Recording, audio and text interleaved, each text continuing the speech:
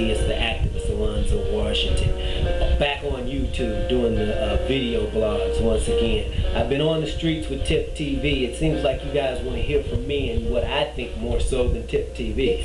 Check out Tips TV. We want to get tips. Now in the background I got Linkin Park playing. The hook in that song, I Tried So Hard. Now today, Michelle Green, the mother of Erica Green, Precious Doe, pleaded guilty.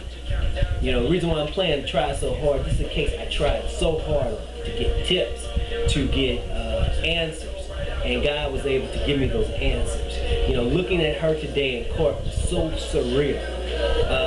It's deeper and more spiritual than you know. This case, you know, I've dealt with all kinds of cases: police brutality, police shootings, black people shooting each other, white people getting killed by one another, or vice versa, hate crimes.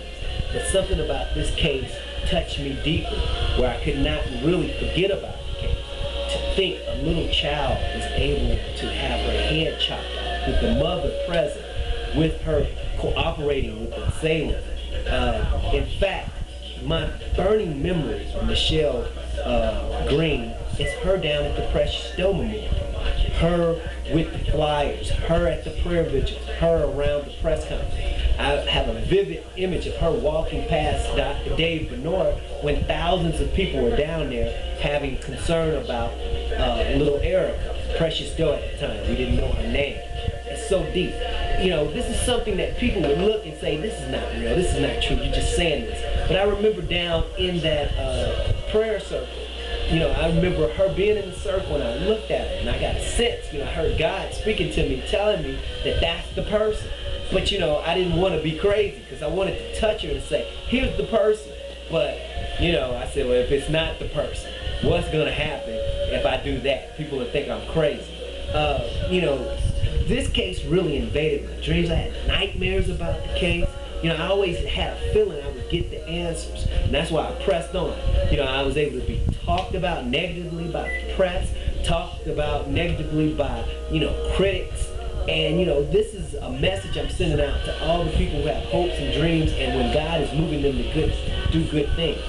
Do not listen to your critics. You have to go forward. You have to work hard to make a difference.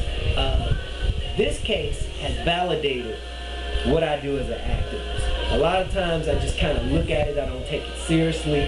You know, I listen to the criticism sometimes and let it get to me and say, well, you know, what I'm trying to do is a good thing, but it's not that important.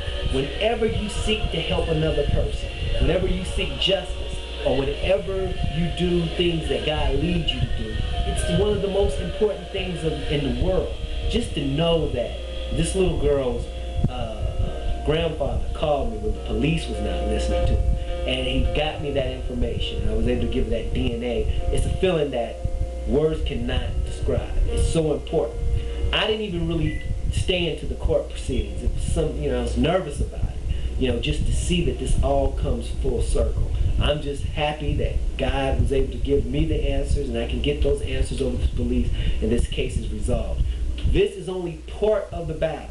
You know, Michelle pleaded guilty. She will pay. Erica gets some justice on that. Now we have to look at Pharrell Johnson. You know, we would pray at this prayer vigil. You know, the week before we caught them, my wife said at a prayer vigil, we will see these people in court paying for this. Today was a day to see some person, one of the individuals responsible for Precious Doe's slaying, to pay for it. It's just too deep. We need to go press on and get Harrell, and he needs to pay as well. I just want to say thank you for all those people who have good things to say. I appreciate it. I want to thank all the people who send me good emails, and all those people in the media that say good things. You know, there's a lot of people that say bad things. You kind of have to ignore that music in the background. It's a phone call.